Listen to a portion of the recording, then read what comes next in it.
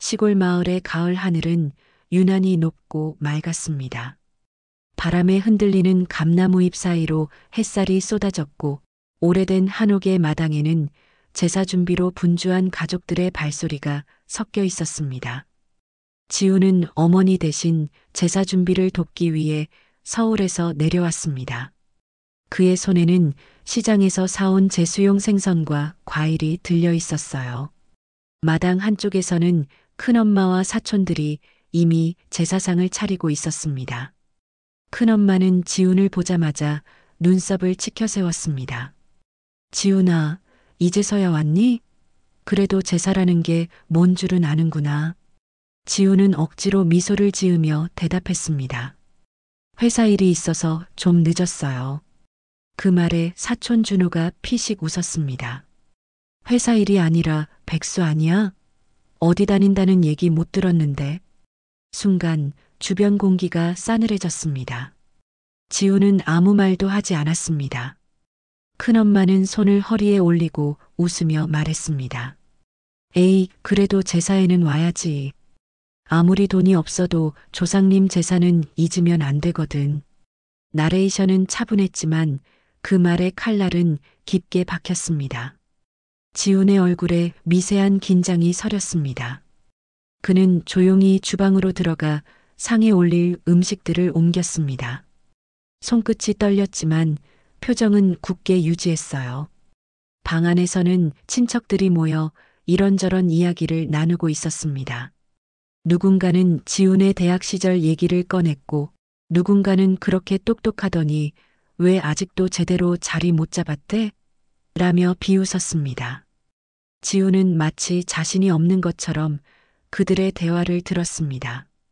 그 말들이 공기처럼 스며들어 마음을 무겁게 눌렀습니다. 제사상 앞에는 조상의 위패가 정갈이 놓여 있었습니다. 지훈은 조심스레 술잔을 들고 절을 올렸습니다. 향 냄새가 코끝을 스쳤고 뒤에서는 큰엄마의 낮은 목소리가 들려왔습니다. 효도는 능력이 있어야 하는 거야. 아무리 마음이 있어도 돈이 없으면 무슨 소용이니? 지훈은 잔을 내려놓으며 잠시 고개를 떨궜습니다. 조용히 숨을 내쉬었어요. 그의 손은 꽉 쥐어져 있었고 손등의 핏줄이 도드라졌습니다. 마당의 웃음소리와 함께 섞인 비웃음이 귓가를 맴돌았습니다. 제사가 끝나고 모두가 식탁에 둘러앉았을 때 지훈은 잠시 밖으로 나왔습니다. 달빛이 들판 위를 비추고 풀벌레 소리가 들렸습니다. 그는 자동차 안에 앉아 창문을 내리고 한참을 말없이 있었습니다. 손에 쥔 술잔 냄새가 아직도 코끝에 남아 있었어요. 그는 낮은 목소리로 중얼거렸습니다. 기억하자. 오늘 이 기분 절대 잊지 말자. 지훈은 눈을 감고 깊게 숨을 들이켰습니다. 싸늘한 공기가 폐 속으로 들어왔습니다. 그 순간 그의 마음속 어딘가에서 무언가가 조용히 끓기 시작했습니다. 서울로 돌아온 지훈은 컴퓨터 앞에 앉아 밤새 모니터를 응시했습니다. 화면에는 부동산 등기부와 기업 공시자료, 그리고 사촌 준호의 SNS 계정이 나란히 열려 있었습니다. 그는 손끝으로 마우스를 천천히 움직이며 한 줄씩 꼼꼼히 살폈습니다. 피곤한 눈 밑에는 짙은 그림자가 드리워졌어요. 며칠간의 조사 끝에 그는 한 가지 중요한 사실을 알아냈습니다. 준호의 가족이 최근 무리하게 건물 투자에 나섰고 그중 일부 자금은 대출로 충당된 상태였습니다. 이 정보는 지훈의 머릿속에서 천천히 연결되기 시작했습니다. 그는 메모장에 부동산, 유동성, 허영심이라는 단어를 적었습니다. 그리고 그 옆에 조그맣게 기회라고 썼습니다. 지훈은 다음 날부터 계획적으로 움직였습니다. 오래전 함께 일했던 프리랜서 동료들에게 연락을 돌렸습니다. 작은 법인 하나 만들어줄 수 있을까? 투자 관련으로 보여야 해. 그의 말투는 침착했고 표정에는 감정이 없었습니다. 그렇게 며칠 후 지우는 넥스트 브릿지 투자개발이라는 이름의 가짜 회사를 설립했습니다. 서류상으로는 완벽했고 홈페이지까지 깔끔하게 꾸며졌습니다. 지우는 주변에 일부러 소문을 흘렸습니다. 지훈이 스타트업 투자 쪽으로 크게 들어갔다더라. 소문은 예상보다 빠르게 퍼졌습니다. 준호의 친구가 그 이야기를 듣고 준호에게 전했습니다. 그날 밤 준호는 바로 지훈에게 연락을 걸어왔습니다. 형, 요즘 잘 나간다며? 나도 한번 투자 좀 배우면 안 될까? 지훈은 짧게 웃으며 대답했습니다. 글쎄, 내가 진심이라면 기회가 있을지도 모르지. 통화가 끝난 뒤 지훈은 천천히 커피를 내리며 창밖을 바라봤습니다. 도시의 불빛이 흐릿하게 반짝였어요. 그 빛 속에서 그는 복수의 윤곽이 조금씩 드러나는 것을 느꼈습니다. 다음 날 그는 법적 자문을 구하기 위해 변호사 사무실을 찾아갔습니다. 계약 구조와 명예 이전 절차, 투자 약정의 구속력을 조목조목 확인했습니다. 변호사는 합법적이긴 하지만 목적이 뭔지는 묻지 않겠습니다라고 말했습니다. 지우는 그저 고개를 끄덕였어요. 그날 밤 그는 서류철을 정리하며 홀로 앉아 있었습니다. 창문 밖에서는 비가 내리고 있었습니다. 책상 위에 펼쳐진 계약서에 물방울이 떨어졌고 그 자리에 둥근 얼룩이 번졌습니다. 지우는 조용히 중얼거렸습니다. 이건 단순한 복수가 아니야. 빼앗긴 자존심을 되돌리는 거야. 그의 눈빛은 흔들림이 없었습니다. 화면 속 가짜 회사 로고가 파란빛으로 깜빡였고 지훈의 손가락은 천천히 그 위를 스쳤습니다. 복수의 씨앗은 이제 완전히 뿌리내리고 있었습니다. 며칠 뒤 지훈은 준호를 고급 커피숍으로 불러냈습니다. 밝은 조명 아래에서 그는 단정한 정장을 입고 있었고 완벽히 성공한 투자자의 모습이었습니다. 준호는 긴장된 듯 웃으며 자리에 앉았습니다. 지훈은 준비해온 사업 제안서를 꺼내며 침착하게 설명을 이어갔습니다. 나레이션은 조용했지만 그의 눈빛은 냉정했습니다. 이건 가족끼리 하는 간단한 투자야라는 한마디가 준호의 경계를 무너뜨렸어요. 며칠 후 큰엄마와 준호 그리고 그의 아내는 가족회의를 열었습니다. 테이블 위에는 지훈이 만든 투자 설명서가 놓여 있었습니다. 숫자와 그래프는 완벽하게 꾸며져 있었고 신뢰를 유도하는 문장으로 가득했죠. 큰엄마는 잠시 망설이다가 말했습니다. 그래도 가족끼리 믿어야지. 지훈이야 뭐 나쁘게 하겠어? 그들은 결국 계약서에 사인했습니다. 계약 조항의 문장들은 평범해 보였지만 세밀하게 짜인 함정이 곳곳에 숨어 있었습니다. 지훈은 미소를 지으며 고맙습니다. 후회하지 않으실 거예요 라고 말했어요. 그러나 그의 마음속에는 차가운 긴장감이 감돌았습니다. 며칠 후 거액의 투자금이 입금되었습니다. 지훈은 그것을 법인 계좌로 이체하고 여러 회사 계좌로 분산시켰습니다.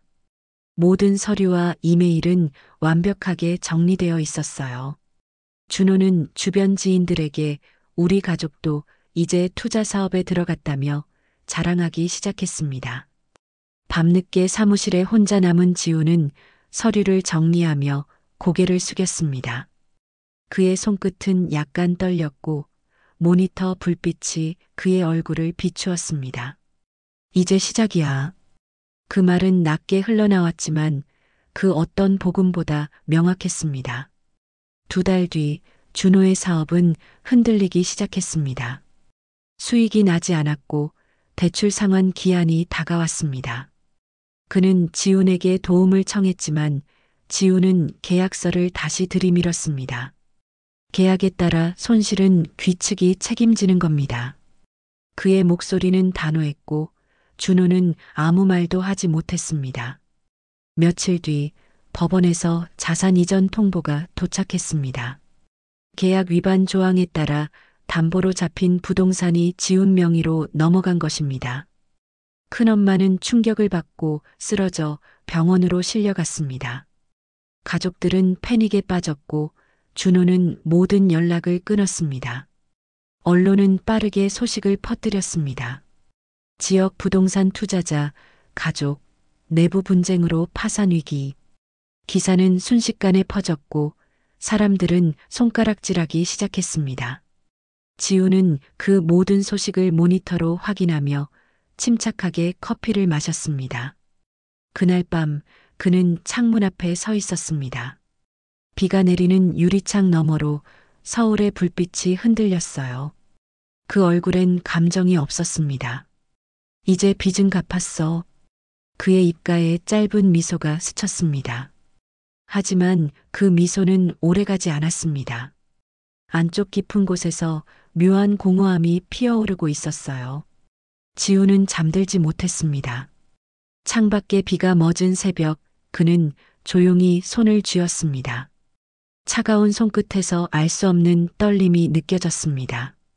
며칠 뒤 큰엄마가 입원한 병실로부터 전화가 왔습니다. 지훈아, 내 큰엄마가 너 좀 보자고 하신다. 지훈은 잠시 망설였지만 병원으로 향했습니다. 병실 문을 열자 침대 위에 큰엄마는 눈을 감은 채 누워 있었습니다. 그녀의 손이 지훈을 향해 천천히 움직였습니다.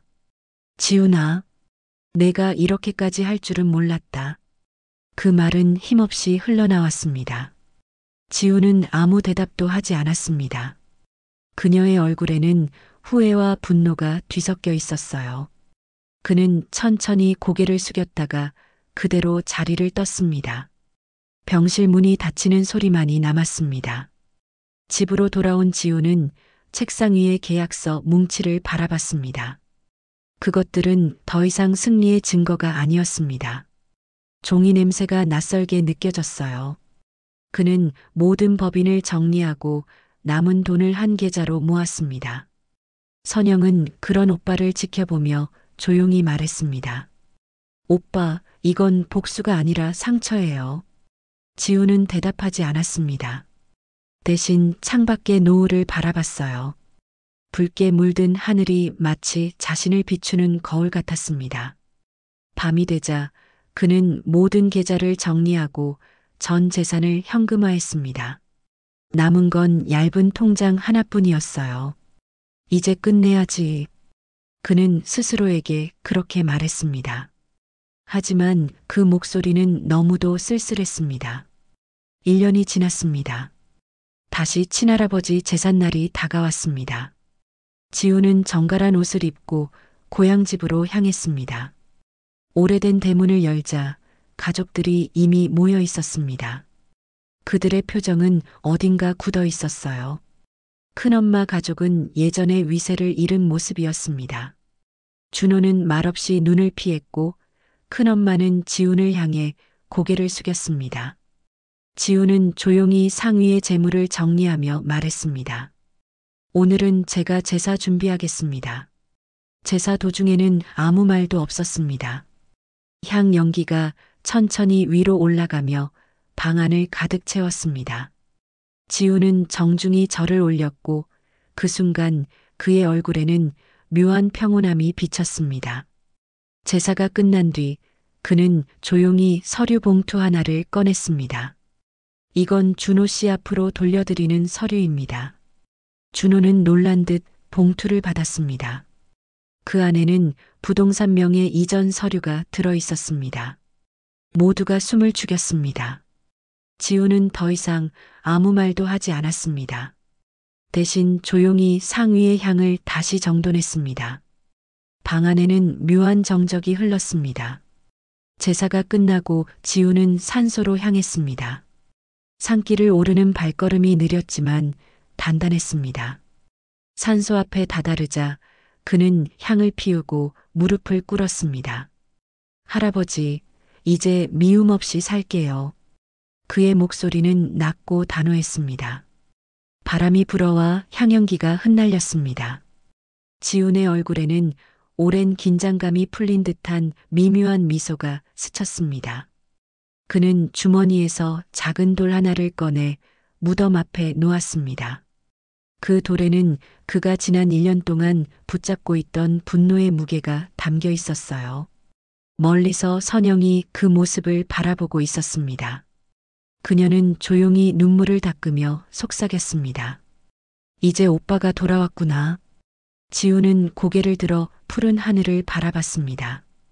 구름 사이로 햇살이 쏟아졌고 들꽃이 흔들렸습니다. 그 모든 것이 새로운 시작처럼 보였습니다. 그날 저녁 지우는 마을 근처의 작은 건물을 임대했습니다. 벽을 새로 칠하고 낡은 간판을 고쳐 달았습니다.